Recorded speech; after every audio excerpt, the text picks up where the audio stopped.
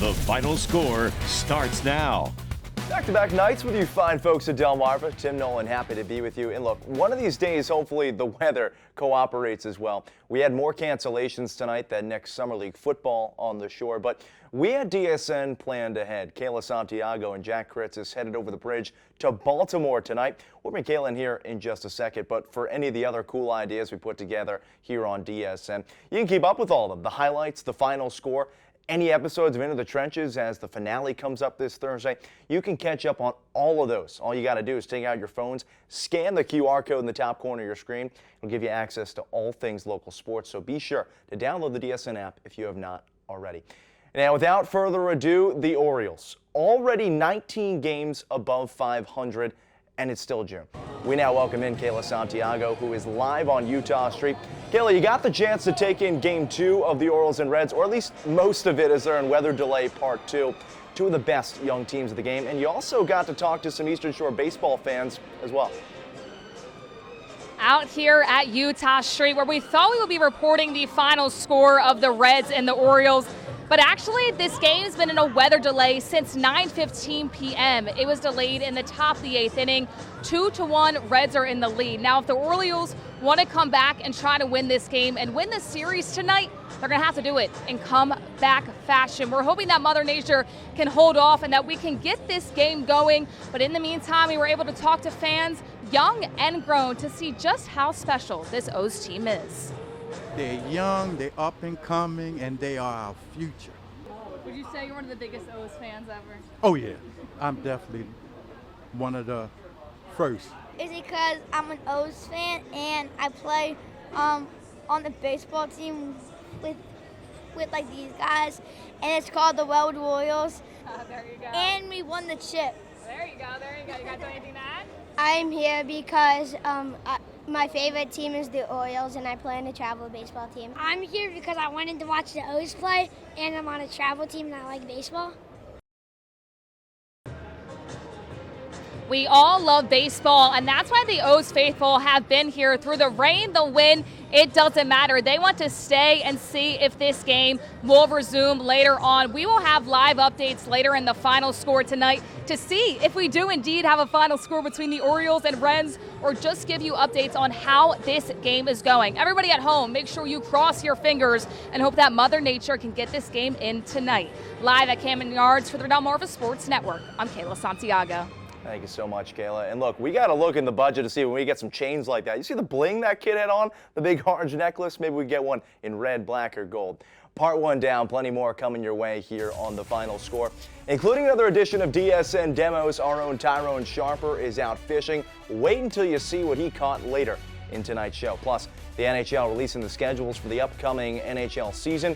We'll dive into who both the Caps and Flyers will play later in the show, but first, here is the meteorologist, the man himself, Mike Lishniak.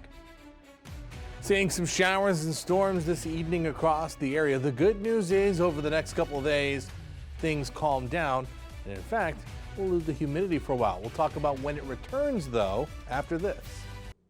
We're about to have Kayla back live again from Camden Yards, but before we get to that, we just want to remind you, for all the cool stuff we do here at DSN, just go to that QR code, take out your smartphone, and if you scan it, it'll allow you to download the DSN app and give you access to all of our content right in the palm of your hand. Now we are going back to Baltimore. That game resumed 8 minutes ago. Kayla, take it away. What are you seeing? This game has resumed. We are in the top of the 8th inning. The Reds, though, they just took the 3-1 lead. TJ Friedel able to get the solo shot for Cincinnati, a big-time one for them. He had no problem taking a step back with the rain. He came out red hot, and that's exactly what the Reds wanted to do in that situation right there. Brian Baker is in the game, pitching a 4.02 ERA, 3 wins, 2 losses. He's going to try to get out of this inning. The Orioles tonight try to go 20 games over 500. It'd be huge for them if they'd be able to, and they would win the series tonight if they can do so. But the Reds right now do have that lead as they're able to go up 3-1 once again. Cincinnati trying to take this game and steal it, especially after the rain delay. They were red hot all game long, especially in the hitting department. 2 young pitchers, but the Orioles, they can come back in this game. Still plenty of time. Tim? Thank you, Kayla. Great stuff once again. See if the O's can pull through regardless. What a June it has been for Baltimore. Keep in mind that just a couple seasons ago, the Orioles didn't even win 48 games in a season. Now, the O's, they're trying to go to 49 and 29. Going to need to come back a little bit against Cincinnati, but you can always make sure to follow Kayla Santiago on Twitter and see how that game finishes up. Sadly, friends, we're out of time here tonight. We appreciate you for watching as always. And don't forget, for all your local sports content, follow at Delmarva Sports on all social media. Welcome back to the final score. This time we head to the First State. Luke, a game both of these teams are looking forward to. Yeah, Kayla, Dover wanted to bounce back after a loss last week, and Cape was riding high after their win against Smyrna. Let's see how this game turned out. The Dover Senators took on the Cape Henlopen Vikings on their home turf in the first quarter. Cape snaps the ball, but Augustine Musica drops it. The ball gets bounced around, and Rashid Branch Calhoun of the Senators defense picks it up and runs with it until he's finally taken down. Next, the Senators snap, trying to do a little bit something on the offensive side of things. Nasheem Cosme has been very good this year at QB for the Dover Senators. He looks around for an open receiver and he cannot find one. He gets taken down by the Vikings defense, but this time Cosme able to find his groove just a little bit in this game. This pass going to Jaheim Cole, and he runs it for 87 yards until he's pushed out onto the sidelines by Cape, almost going to the house with that rock. Next up, the Old Dominion commit, Markai James, trying to commit to the run, but nowhere he can go. The ball comes loose, and the defense recovers the rock, resulting in a turnover. In the end, the Senators win this game 35-7. Now we head over to Laurel, where the Bulldogs hosted senior night on an evening where they look to get back over 500. They welcome in the Lake Forest Spartans. We're going to get started early in the opening quarter. The Laurel offense rolling so far, and Xavier Limehouse powers in from 2 yards. The Bulldogs would miss the extra point, so it's 6-0 Laurel later in the quarter. This time, we're going to get a look at the Lake defense. On this passing play, it's Jameer Snell leaping into the passing lane and picking it off. He returns it to the Bulldogs side of the field. He's a DB, but he's also the QB, so he's helping himself out with the pick. And we'll see how he does later on. On the ensuing drive, Snell in at quarterback this time. He goes deep for Darius Miller on the tip drill. A 41-yard touchdown pass on 3rd and 17 makes it 7-6 Lake Forest. But Laurel wouldn't be down for long. The Bulldogs charge right back down the field, and X marks the spot for Xavier Limehouse back into the end zone. Laurel goes on to win on senior night 34-20.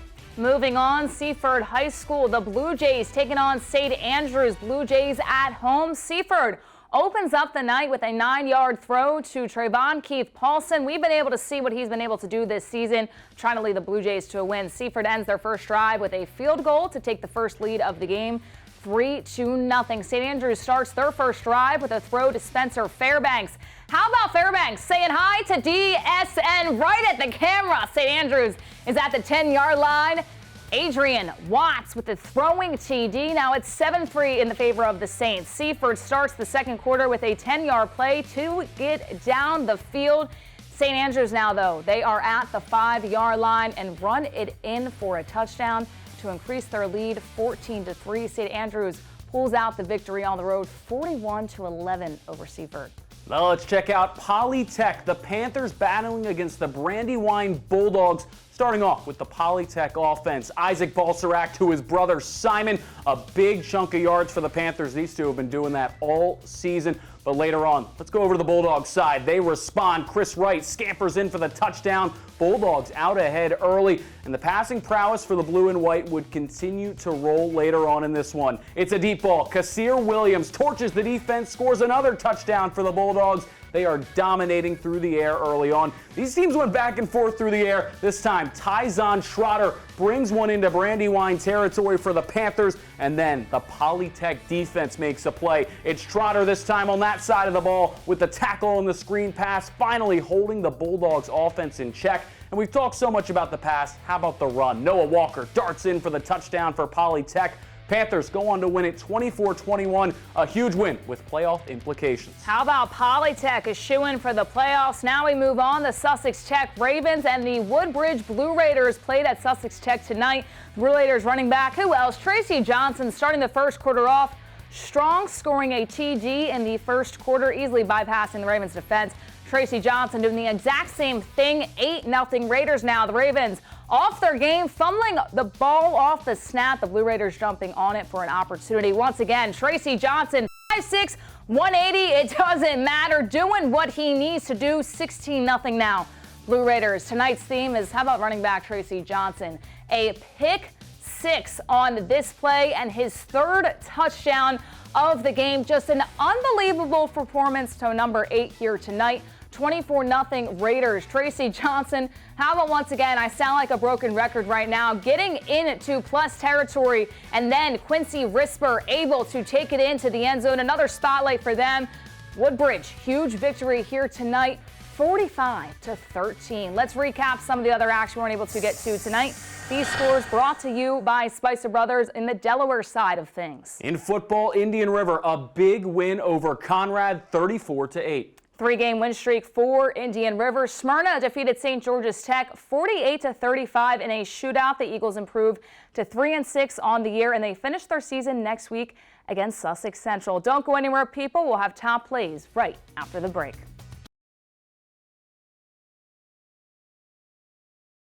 It is time now for our Peninsula's top plays. At number 5, 16-0 Blue Raiders. Tonight's theme, running back Tracy Johnson. The INT taking all the way back to the end zone for the pick 6. I mean, Luke, this kid is unreal. Every game it feels like he's making highlight plays. We saw about 5 of them in today's game. His third TD of the game as well for Woodbridge as they are moving on and trying to get a playoff spot. Their last game of the regular season next week. All right, let's go to number 4, Lake Forest quarterback Jameer Snell. He lets it fly deep, and watch Darius Miller looking like Randy Moss down the field. A couple of taps, and he makes the catch. A long touchdown. No problem at all for that duo. The Bulldogs would go on to win it, but a big highlight there for those two. Fantastic work right there, staying focused like he needs to be. But our next top play coming in at number 3, Y-High at North Carolina. Tribe airing it out deep, but you always got to be cautious airing it out to Nasai Bell. We all know he's the QB, but people, he can play defense too, taking it all the way back. 93 yards as North Carolina advances. They will play Kent Island next week. Next up at number 2, 3rd and 10. Delmar's Aiden McCauley delivers an absolute dime to Khalid Schoolfield. First varsity start for McCauley. The sophomore quarterback looked like he'd been there before. A huge play. Let's take another look. McCauley was stepping back. Pressure coming on his right side. But anytime you got Khalid Schoolfield down the field, throw it up. He'll make a play. A perfect pass. Delmar goes on to win big. Hey, Khalid, I know you always put your stuff on Twitter. We better see this one tonight because it was absolutely fantastic. And at the top of our list here tonight on 4th and 3, Milford would come out of the timeout. Daenerys Horsey, just absolutely ridiculous. I mean, this kid has been part of the Milford's offense so far this season and showing exactly why here tonight. Yeah, it felt like every time Delmar took control, Milford just went right back to Horsey, and he made a big play like that. A 4th down play, his team down 1 possession, got the score. Delmar went on to win,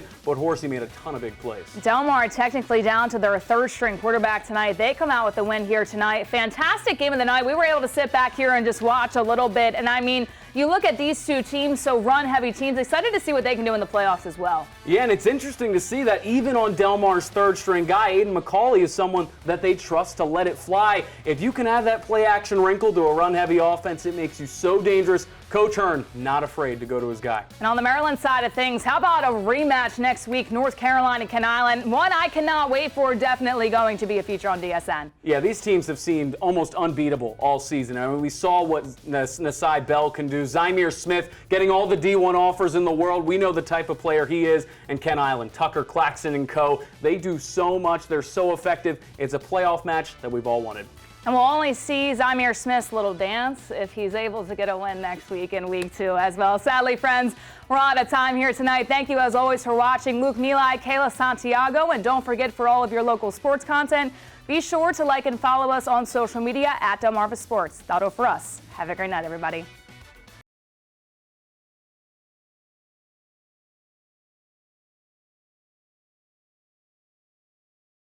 the Delmarva Sports Network from the Wawa Studios. Welcome back, sports fans. To Highlight Land we go, the first round of the MPSSAA playoffs in Ridgely, Maryland. A battle at County Stadium earlier this season where North Carolina escaped 14-7 over Y-High. And now North Carolina will try to get more of a statement win on their home field in Bulldog Country. These highlights brought to you by Stanley Steamer.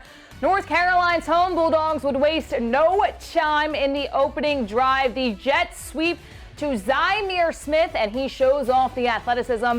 You've probably heard about those D1 offers he's been getting, and this is why his run puts North Carolina up 7-0. The Y-High defense causing some havoc. Nasai Bell scrambling around for someone open, but the Tribe, led by Phillip Hudd and Kevin Thomas, get to him, forcing the fumble. Caroline recovers, but the Indians' defense keeping them in it. Jordan Heyman, how about this? Takes the handoff and check out the elusiveness.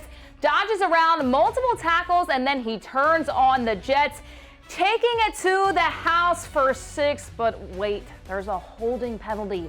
No score for the Tribe, and then very next play, Y-High drops back to pass.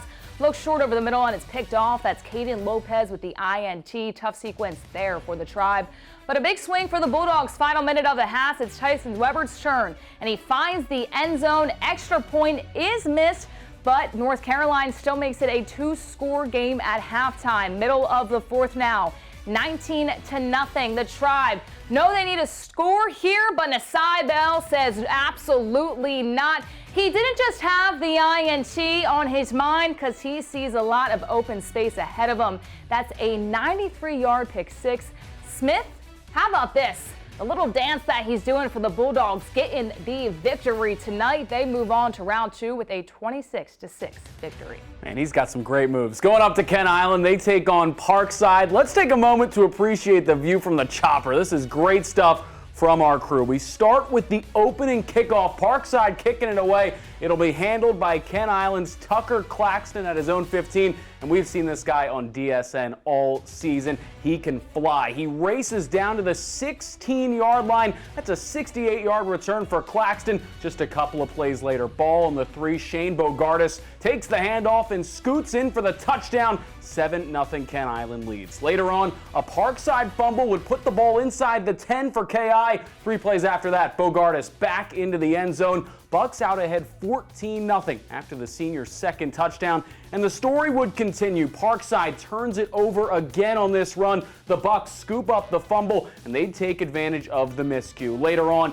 it's Austin Holland on the ground, taking this handoff from the 11-yard line all the way around the edge, in for the 3rd KI score of the night. Buccaneers win big at home, 46-7. How about North Carolina and Kent Island in the second round? Let's recap some of the other action we're unable to get to tonight. These scores brought to you by Spicer Brothers. Sticking with football, Stephen Decatur takes care of business at home as they defeat Easton 49-7.